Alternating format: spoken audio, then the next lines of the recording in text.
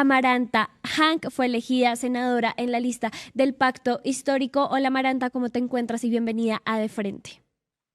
Hola, ¿cómo me les va? Muy contenta de saludarlos. Estaba aquí detrás de cámaras escuchando al compañero Benavides y mira que me alegra tanto ese logro de él. Nosotros en campaña no lo podíamos apoyar, por supuesto que pues por doble militancia no era posible, pero uno le hacía la fuercita así cruzando los deditos y uno decía que él logre llegar, que logre llegar. Y qué bonito, y se ve que es un chico muy estructurado y demasiado inteligente y muy consciente y qué bonito que va a llegar a hacer un gran trabajo. Y a ustedes gracias por invitarme hoy a acompañarlos un ratico. Sí, pues el movimiento Libres con Oscar Benavides en esa curul afro, las dos curules de esa circunscripción especial. Amaranta, pues muchísimas gracias por aceptar nuestra invitación, sobre todo, y quisiera empezar por ahí, en una semana que siento que está siendo difícil o al menos hostil para ti, pues hemos visto diferentes comentarios y críticas que hacen pues de la elección no solo tuya en el Congreso por el Pacto Histórico, sino que hacen mención pues de tu pasado, de cosas que incluso has salido a decir o de acciones y decisiones que has tomado en el pasado, cómo ha sido, digamos que este proceso después de ser electa y de quedar en la lista del Pacto Histórico. Bueno, yo creo que ante tanto machismo con el que me he tenido que enfrentar desde el día uno en el que tomé la decisión de hacer pornografía, eh, ya uno hace callo, ya uno de alguna manera como que aprende a convivir con eso, que es triste, que es sumamente lamentable porque no debería ser así. Eso claramente es violencia sexual, es violencia política también. Entonces, lo único que queda es hacer la tarea bien, de poder trabajar y crear entornos más seguros para las demás compañeras que vayan a llegar en otro momento. Y eso lo que hace es también reafirmar la necesidad de que una de nosotras esté en el Congreso, porque el estigma que hay alrededor de nosotras, los señalamientos, la violencia, que se convierte también en violencia verbal, incluso se puede convertir en violencia física y agresiones, está ahí a la orden del día, está en todos los espacios. Ya lo hemos venido comprobando con tantos años que tenemos de activismo y de acompañamiento a los casos de violencia, y esto simplemente lo que hace es como reafirmar lo que nosotros ya sabemos. A mí personalmente no me afecta, lo analizo desde muchos lugares, lo analizo incluso desde el feminismo. A veces veo que algunos feminismos son muy selectivos, ¿no? Y me parece que clasistas, porque si se tratara de otra mujer que haya hecho otro tipo de trabajo, haya tenido otro tipo de profesión, salen a defender inmediatamente, pero cuando se trata de alguien que ha hecho actividades sexuales pagas, es como defiéndase sola. Afortunadamente, estoy muy respaldada por mis compañeras, por las compañeras de las organizaciones sociales con las que empecé todo este trabajo y este activismo. Entonces, con ellas me es mucho más que suficiente porque pues son las que saben cómo se siente esto y las que están ahí para apoyarme todo el tiempo.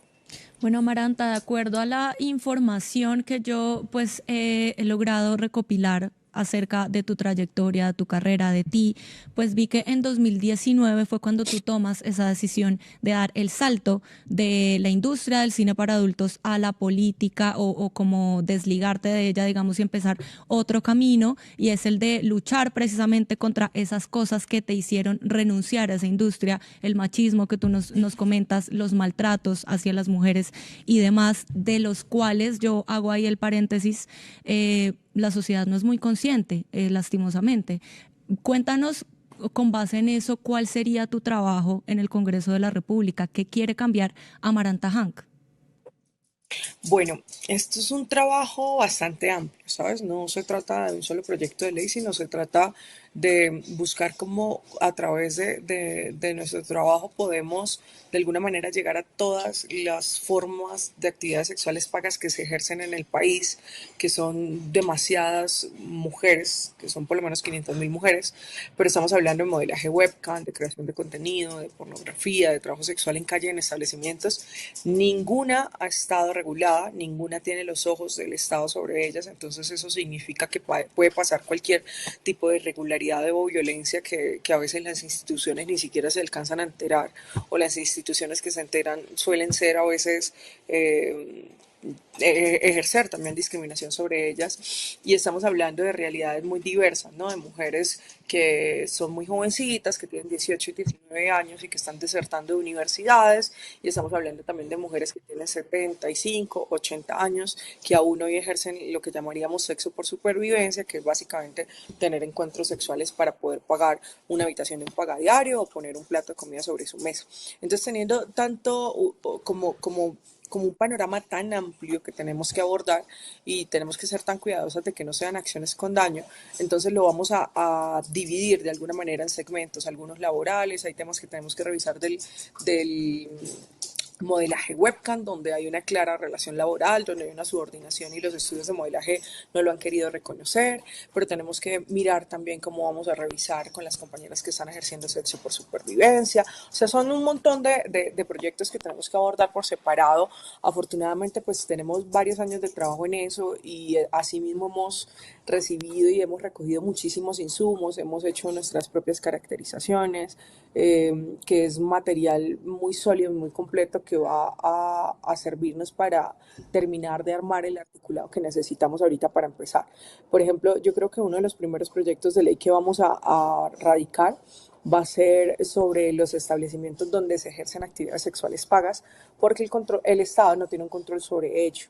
Entonces, por ejemplo, los estudios de modelaje webcam hoy están registrados como call centers o como Mm. centros de soluciones digitales o informáticas, o los establecimientos donde se ejerce trabajo sexual en barrios, en zonas que realmente llaman zonas de tolerancia, están registrados como sindicatos, como spas, como hoteles.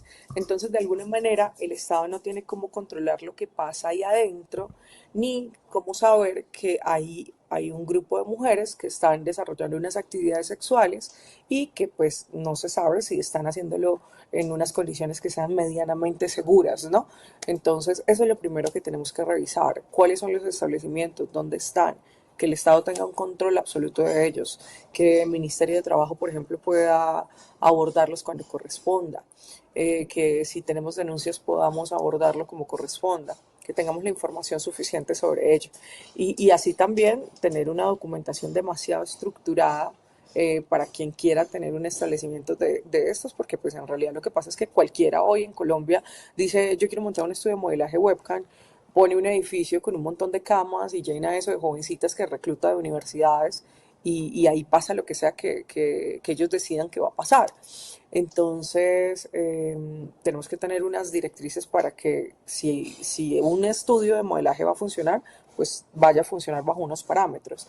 ¿Qué pasa? A veces dicen, pero es que esos sitios no deberían existir porque es que son demasiado violentos, pero es que tenemos una realidad y es que Colombia Ujú. es uno de los países con más modelos webcam de todo el mundo. Están produciendo 1.500 millones de dólares anuales en Colombia y es una realidad que no va a cambiar porque estamos en un país que es sumamente desigual y que tiene muy pocas oportunidades laborales para las jovencitas. También hay que tener en cuenta que muchas de ellas son cuidadoras y que están trabajando ahí porque de alguna manera tienen niños en condición de discapacidad, que es una constante, es algo con lo que nos encontramos muchas veces, o que tienen, por ejemplo, padres que son de la tercera edad y que tienen que hacerse cargo de ellos durante el día y buscan la manera de poder tener un trabajo en un momento de la noche, pues en un turno de la noche.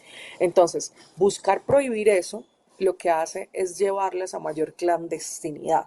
Lo que tenemos que hacer es como de alguna manera reconocerlo, situarlo en un lugar donde está visible para que el Estado lo pueda controlar, pero al mismo tiempo fortalecer esas medidas que les puedan permitir a ellas tener mayores oportunidades educativas, completas, integrales y otras oportunidades laborales para quienes definitivamente no quieran estar ahí, no quieran ejercer o que estén condicionadas simplemente por la necesidad a ese trabajo.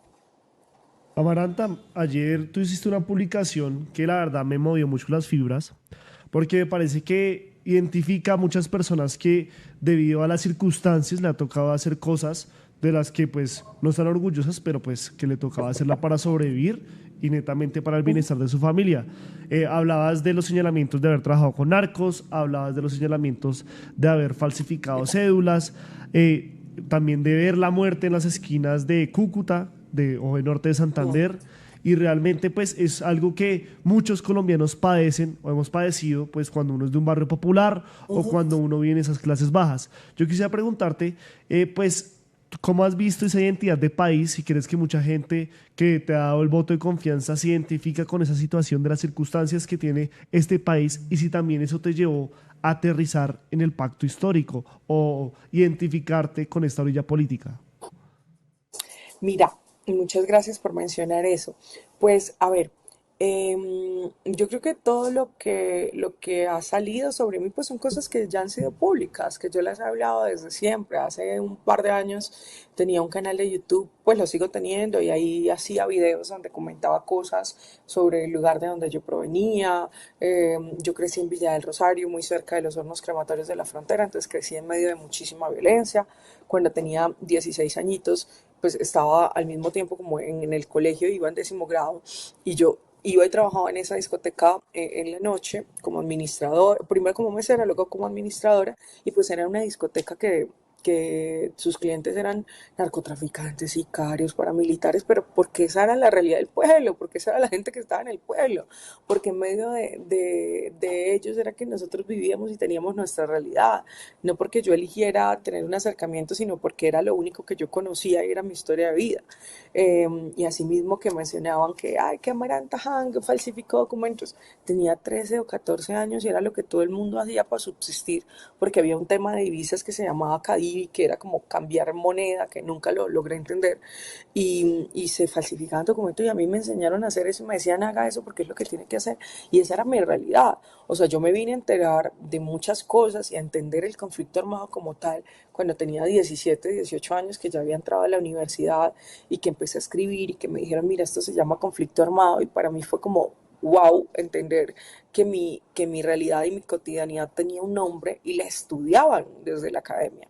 Entonces, a partir de ahí fue que me volví periodista, empecé a escribir sobre asuntos de frontera, todas esas cosas que mencionan hoy como algo que han descubierto sobre el pasado de Amaranta, están en un libro, están en muchos videos, están en muchos podcasts. Entonces, yo creo que cuando se llega al Congreso exigen un purismo ridículo, que no le exigen a un montón de personas que son corruptas, llenos de investigaciones, con una ética bastante cuestionable, pero quieren exigirnos un montón de cosas a quienes lo que somos es sobrevivientes de la desigualdad tan asquerosa que ha habido en el mundo, o sea, en Colombia sobre todo. Venimos de una realidad de conflicto armado en la que de la gente con la que yo crecí nos salvamos dos, o sea, dos estamos vivos, el resto quedaron muertos. Entonces, yo no tengo por qué avergonzarme absolutamente de nada de lo que hice en mi pasado, ni siquiera de la pornografía, ni de haber nacido en las circunstancias en las que nací, crecí, ni de haber trabajado en lo que sea que yo haya trabajado, porque todo eso fue resultado de la misma desigualdad que tenemos y de la falta de oportunidades que habíamos tenido desde siempre. Si yo hubiera nacido en otras circunstancias y me hubiese podido dedicar a la academia toda la vida, lo hubiese hecho toda la vida y toda la vida hubiese estudiado y sería antropóloga y sería arqueóloga, que siempre me lo soñaba, y sería filósofa y no sé qué, y este sería el momento donde nadie me reconocería por la pornografía porque seguramente no hubiese pasado por allí.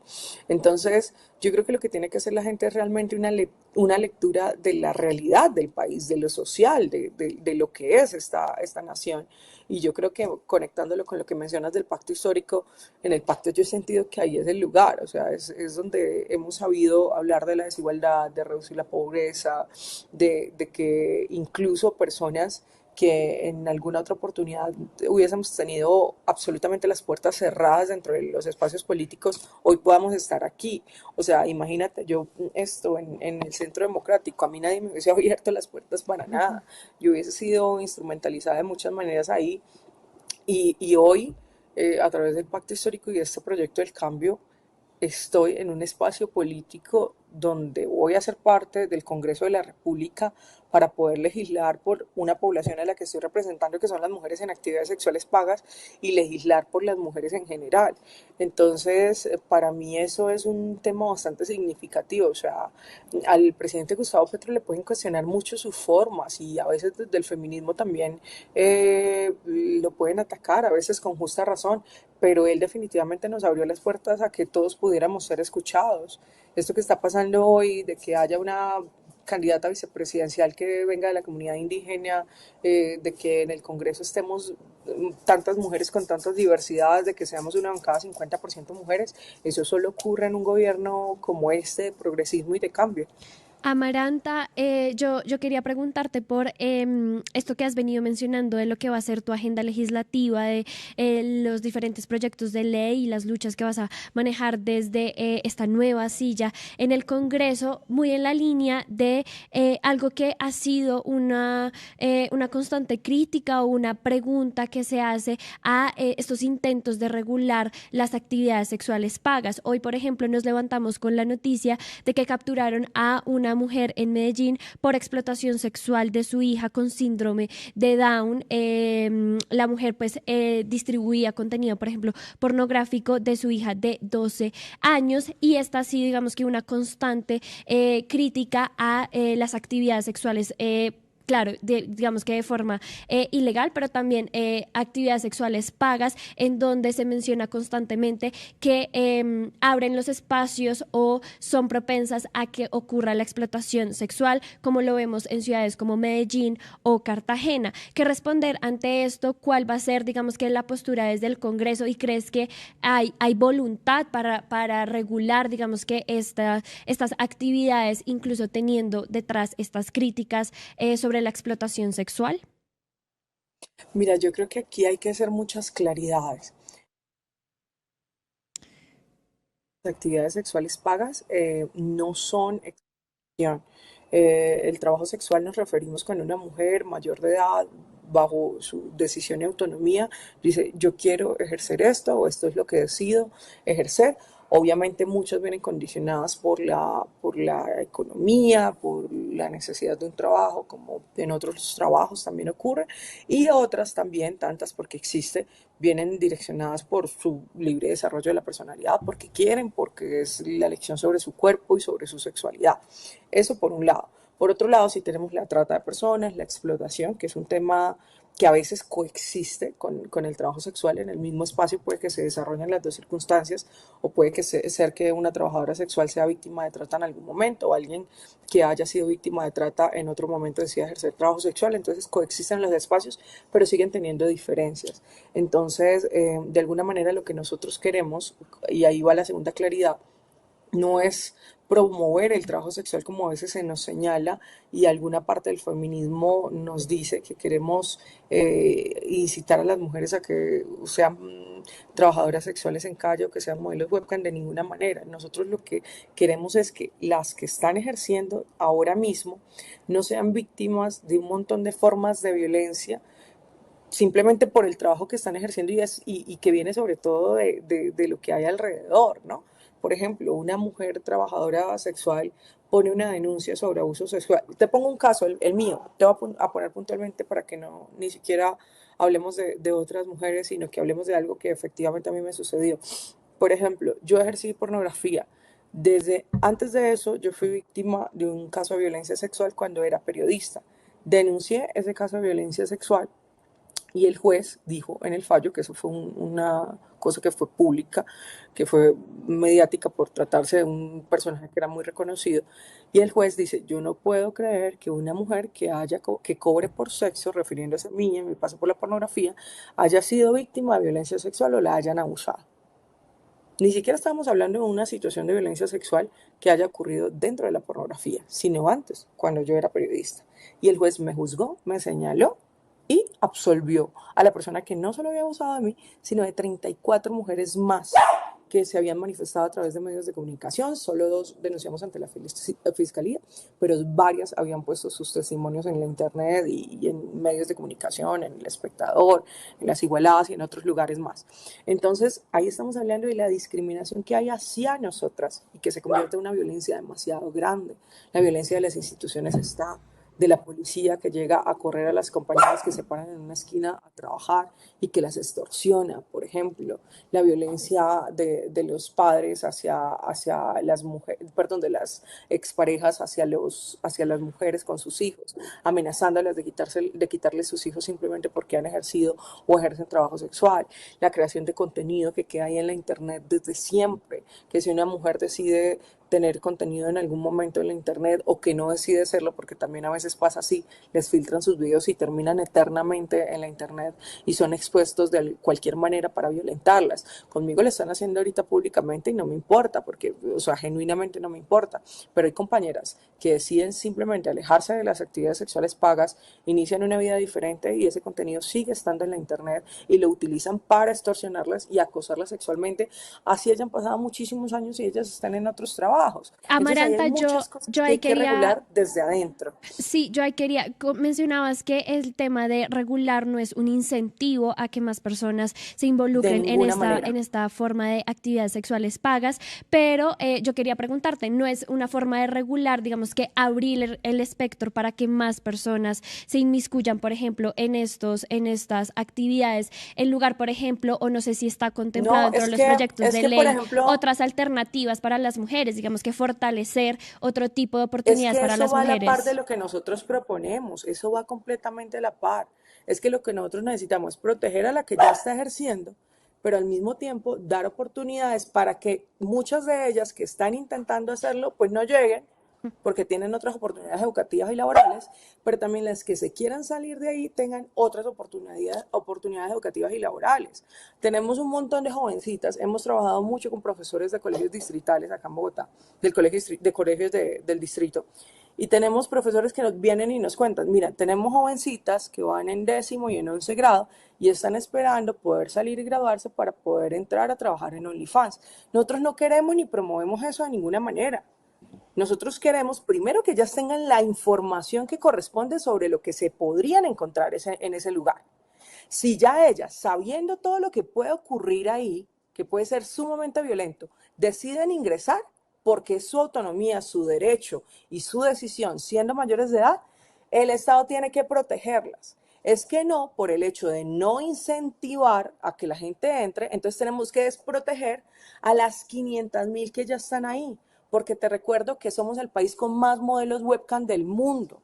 Pero si nos basamos en una teoría de que si creamos un espacio seguro para que a ellas no las violenten, entonces lo que estamos haciendo es promover, entonces simplemente nos estamos basando en una teoría que nadie sabe si va a ser cierto o no, y estamos descuidando a las que ya están ahí.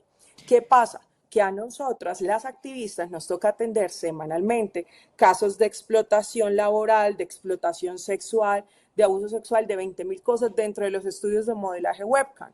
Nosotros los atendemos esos casos todo el Amaranta, tiempo e incluso les buscamos otros espacios seguros y laborales a ellas. Lo que pasa es que hay mucha desinformación ahí, yo creo que a veces quieren verlo de una manera muy limitada, ¿no? Como que si las protegemos de alguna manera, entonces estamos promoviendo, creando un entorno para que todas vengan y digan, sí, vénganse acá a trabajar. No, de ninguna manera, no queremos eso.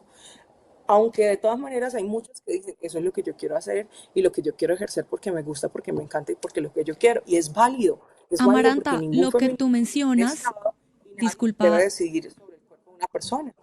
nos estamos ya quedando sin tiempo y no me quiero ir sin discutir esto, que es lo que tú estabas mencionando, que es una anécdota bastante fuerte, el hecho de que pues no tomaran con seriedad tu denuncia de abuso sexual debido a la estigmatización, el machismo en el que estamos inmersos, es una excelente anécdota para pues concientizarnos de lo que es esta problemática y sin duda tu llegada al Congreso no ha sido fácil, ¿no? Has también sido víctima de esa estigmatización, de los malos comentarios. El chat en este momento es una muestra de eso, muchos mensajes de amor para ti, pero también comentarios muy fuera de lugar, a mi parecer. Y precisamente el presidente Petro ha sido una persona que ha salido en tu defensa, ¿no? Recuerdo, por ejemplo, esa frase tan icónica de nuestro presidente, que de hecho la tengo acá en mi camiseta, no sé si se ve, que me encanta, que dice, estuve hablando con actores porno de Marx cuando lo cuestionaron por tu paso en el Ministerio de la Igualdad. A pesar de todas esas adversidades, digámoslo, el pacto o bueno, el gobierno del cambio te ha apoyado y yo quiero saber si tú esperabas este resultado y si tú realmente esperabas llegar al Congreso y desde hace cuánto Amaranta Hank o Alejandra esperaba hace algunos años lograr ser parte de la política colombiana. Bueno, yo creo que de alguna manera yo quería seguir haciendo era un trabajo periodístico y quería denunciar lo que estaba pasando dentro de la industria, pero luego nos fuimos dando cuenta que había que llevar eso a otros niveles y a otros espacios porque lo que mencionaba hace un ratico, como nosotros nos estábamos haciendo cargo de todos esos casos de violencia, nosotros dijimos, ya estamos reventadas, o sea, no todo el día escuchando historias muy fuertes, todo el tiempo sacando de nuestro bolsillo para poder acompañar los procesos, no podemos más, esto tiene que hacerlo el Estado y el Estado es el que se tiene que ser responsable de todo esto y es a través del Congreso de la República y legislando. Entonces intentamos hacer muchos acercamientos a congresistas, pero de alguna manera siento que como que instrumentalizaban un poco la causa, si de pronto era bastante visible, mostraban apoyo, pero si los comentarios podían ser un poquito delicados, entonces se alejaban de eso porque tenían miedo, ¿no? Que de pronto los pudieran señalar de apoyar la prostitución y no sé qué, porque eso suele pasar. Tenemos un espacio del feminismo, un grupo de feministas que si ven que alguien nos apoya, los acusan de proxenetas y no sé qué, que es una cosa como una rivalidad muy sucia que ejercen sobre nosotras, pero bueno, dijimos, definitivamente tiene que ser una de nosotros la que llegue al Congreso. Yo no lo veo como un logro personal en realidad. Obviamente a mí siempre me ha gustado la política desde muy niña, pero yo no lo veo como un logro personal. Yo genuinamente siento que de alguna manera yo estoy como la voz y el eco de las compañeras y las organizaciones sociales que están detrás de mí, que además aprendí mucho de ellas porque ellas llevan décadas y décadas dentro de este trabajo. Muchas de ellas murieron también incluso sin poder ver una cantidad de logros que ya hemos tenido y de participación política que ya estamos teniendo. Entonces yo de alguna manera asumo esto como con una responsabilidad y como un compromiso con mis compañeras más que un logro personal. Entonces eso es lo que vamos a seguir haciendo. Sabemos que va a ser un trabajo duro y difícil, sobre todo por la desinformación, sobre todo por los que nos señalan y nos dicen que estamos promoviendo el trabajo sexual y promoviendo el abuso y promoviendo no sé qué. Y yo creo que hay que primero que todo, hablar con las trabajadoras sexuales de verdad y dejar de tener opiniones tan ligeras y tan fáciles de vender como esas y saber que este debate tiene muchísima más profundidad y más matices, ¿no? Y que lo que te digo, a fin de cuentas, para cerrar, lo que nosotros queremos es crear entornos seguros para quienes deciden estar allí, porque es una realidad que vamos a tener mientras exista la desigualdad, el hambre y la pobreza en Colombia, y mientras exista también el derecho a ejercer la libertad sexual y la libertad de la personalidad, porque también hay muchas mujeres que están ahí porque quieren hacerlo. Y que mientras tanto, al mismo tiempo y con la misma fuerza, vamos a trabajar en que Colombia tenga mejores oportunidades educativas y laborales para que ninguna mujer, por necesidad, por hambre o por desesperación, tenga que acudir a las actividades sexuales pagas.